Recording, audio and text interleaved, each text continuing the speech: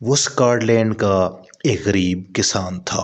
کھیتوں کی طرف جاتے اس نے چیخنے کی آواز سنی۔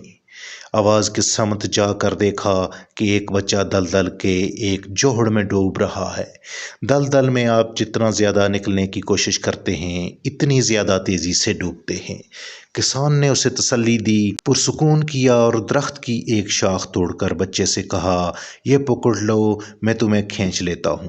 کچھ دیر بعد بچہ باہر تھا۔ کسان نے اس سے کہا کہ چلو میرے گھر تمہارے کپڑے صاف کرا دیتا ہوں۔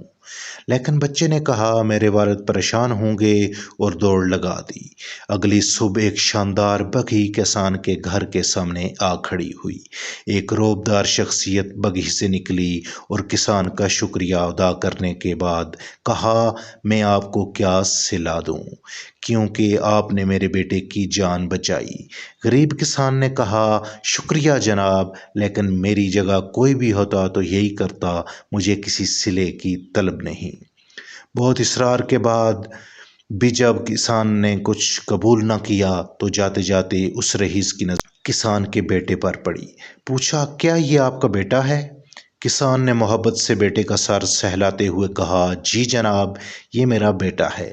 رئیس نے کہا، ایک کام کرتے ہیں، میں اسے اپنے ساتھ لندن لے جاتا ہوں، اسے پڑھاتا ہوں۔ بیٹے کی محبت میں اس پیشکش پر کسان راضی ہو گیا۔ اس کا بیٹا لندن چلا گیا، پڑھنے لگا اور اتنا پڑھا کہ آج دنیا اسے الیگزینڈر فلیمنگ کے نام سے جانتی ہے۔ وہ فلیمنگ جس نے پنسلین ایجاد کی، وہ پنسلین جس نے کروڑوں لوگوں کی زندگی بچائی، وہ رئیس جس کے بیٹے کو کسان نے دلدل سے نکالا تھا، وہی بیٹا جنگ عظیم سے پہلے ایک بار پھر اسپتال میں زندگی اور موت کی کشمکش میں تھا اور اس فلیمنگ کی پنسلین سے اس کی زندگی بچائی گئی۔